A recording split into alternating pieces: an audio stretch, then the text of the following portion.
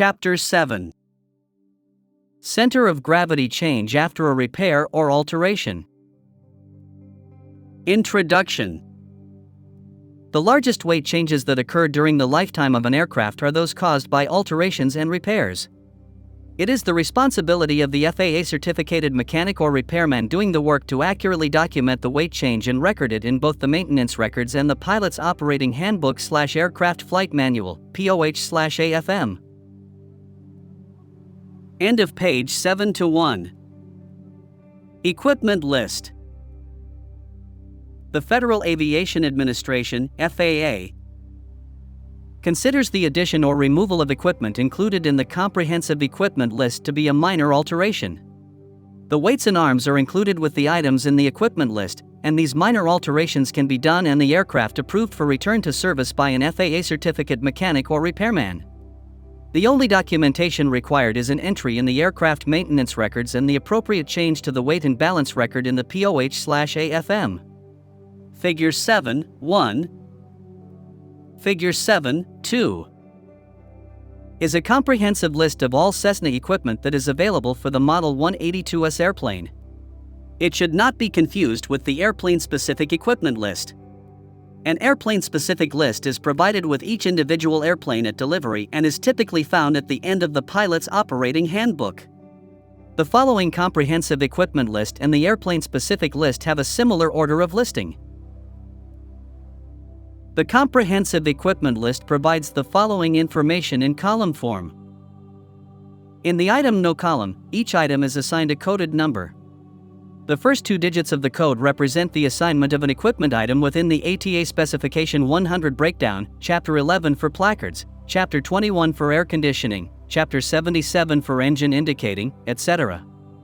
These assignments also correspond to the maintenance manual chapter breakdown for the airplane.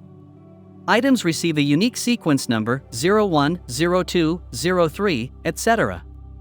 After the sequence number and hyphen, a suffix letter is assigned to identify an equipment item as required, standard, or optional. Suffix letters are as follows. R equals required item or equipment for FAA certification. S equals standard equipment item. O equals optional equipment item replacing required or standard items. A equals optional equipment item that is in addition to required or standard items. In the equipment list description column, each item is assigned a descriptive name to help identify its function. In the ref drawing column, a drawing number is provided that corresponds to the item. Note, additional equipment must be installed in accordance with the reference drawing, service bulletin, or a separate FAA approval. In the weight and arm columns, you find the weight in pounds and arm and inches of the equipment item. Notes, unless otherwise indicated, true values, not net change values, for the weight and arm are shown.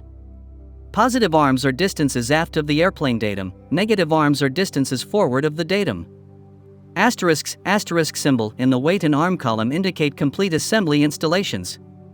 Some major components of the assembly are listed on the lines immediately following. The sum of these major components does not necessarily equal the complete assembly installation. End of page 7-2. Major alteration and repair. Within the following text, information concerning major repairs or major alterations does not apply to any aircraft within the light sport category. This category of aircraft is not eligible for major repairs or alterations. Any major alteration or repair requires the work to be done by an FAA certificated mechanic or repairman or facility. The work must be checked for conformity to FAA-approved data and signed off by an aircraft mechanic holding an inspection authorization, IA, or by an authorized agent of an appropriately rated FAA-approved repair station. A repair station record and/or FAA Form 337, Major Repair and Alteration, must be completed describing the work. Reference Title 14 of the Code of Federal Regulations, 14 CFR, Part 43, Appendix B, for the recording of major repair and alterations requirements. A dated and signed revision to the weight and balance record is made and kept with the maintenance records, and the airplane's new empty weight and empty weight arm or moment index are entered in the POH/AFM. Weight and balance revision record. Aircraft manufacturers use different formats for their weight and balance data, but Figure 7.3 is typical of a weight and balance revision record. All weight and balance records should be kept with the other aircraft records. Each revision record should be identified by the date, the aircraft make, model, and serial number. The pages should be signed by the person making the revision, and his or her certificate type and number must be included. The computations for a weight and balance revision are included on a weight and balance revision form. Appropriate fore and aft extreme loading conditions should be investigated and the computations shown. The date those computations were made is shown in the upper right corner of Figure 7.3. When this work is superseded, a notation must be made on the new weight and balance revision form, including a statement that the new computations supersede the computations dated mm/dd/yy.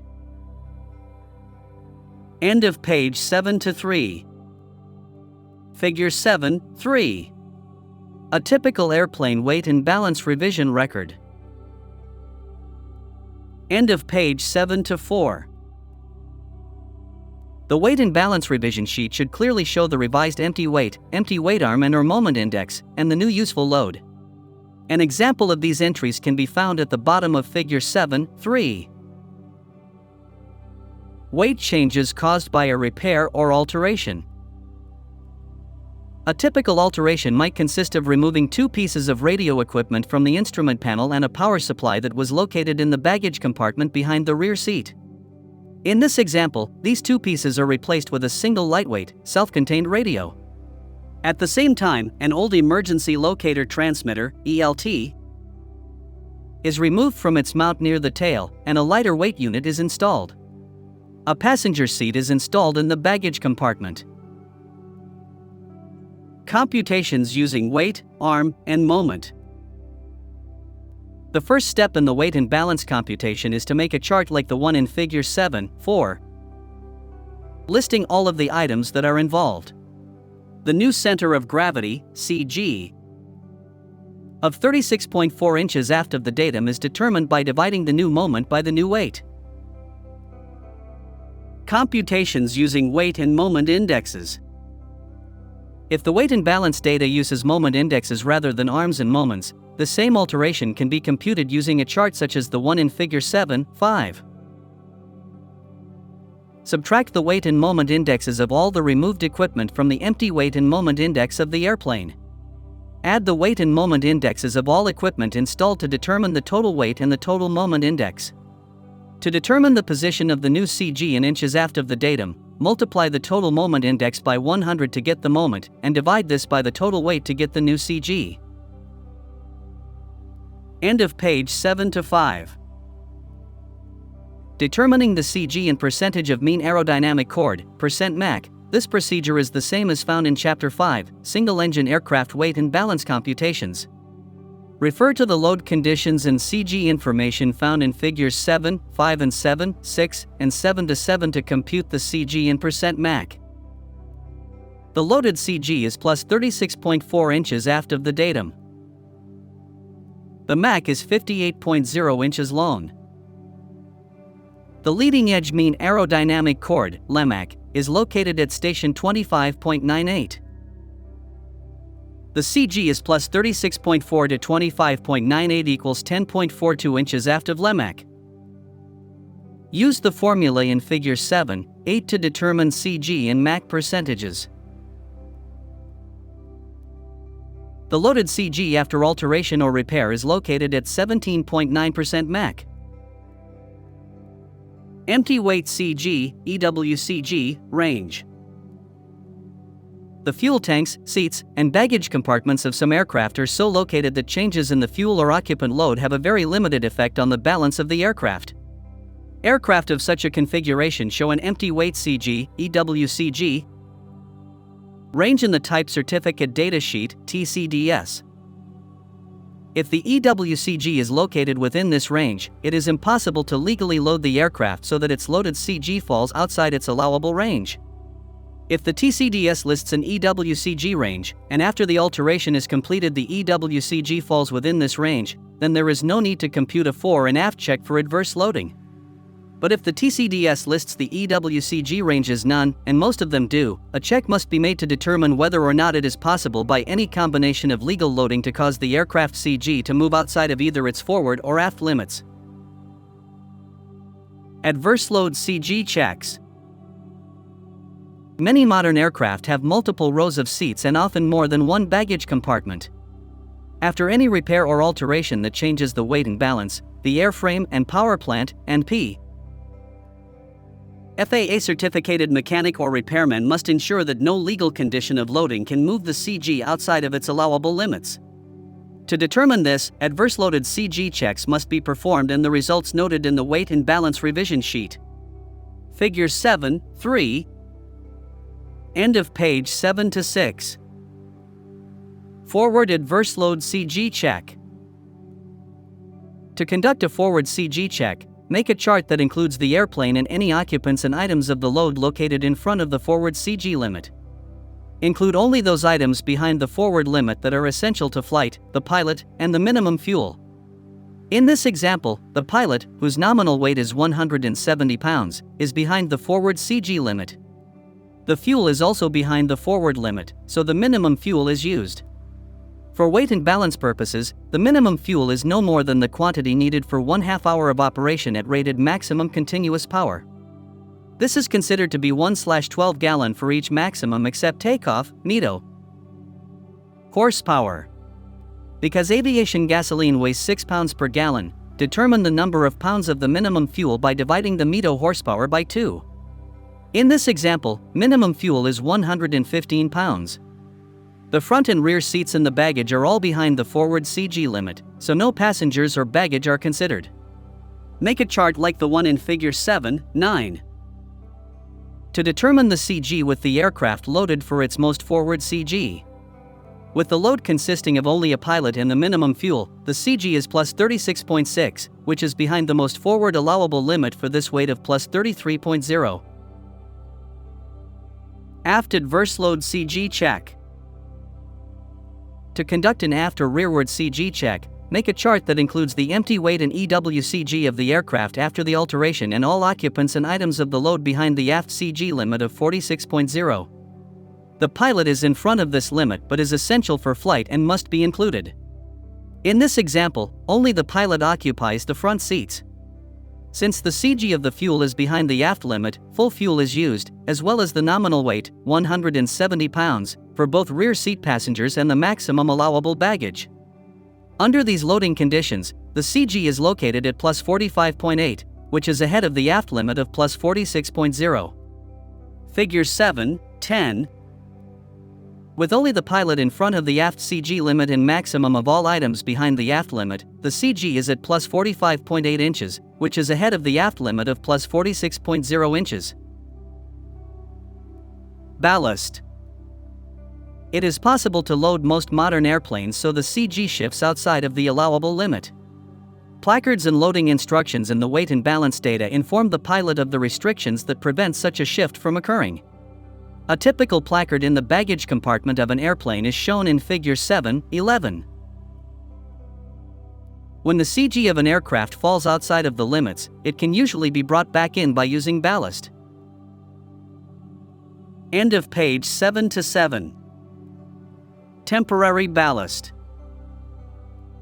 Temporary ballast, in the form of lead bars or heavy canvas bags of sand or lead shot, is often carried in the baggage compartments to adjust the balance for certain flight conditions. The bags are marked ballast XX pounds. Removal requires weight and balance check. Temporary ballast must be secured so it cannot shift its location in flight, and the structural limits of the baggage compartment must not be exceeded. All temporary ballast must be removed before the aircraft is weighed. Temporary ballast formula. The CG of a loaded airplane can be moved into its allowable range by shifting passengers or cargo or by adding temporary ballast. Permanent ballast. If a repair or alteration causes the aircraft CG to fall outside of its limit, permanent ballast can be installed. Usually permanent ballast is made of blocks of lead painted red and marked "Permanent Ballast, Do Not Remove."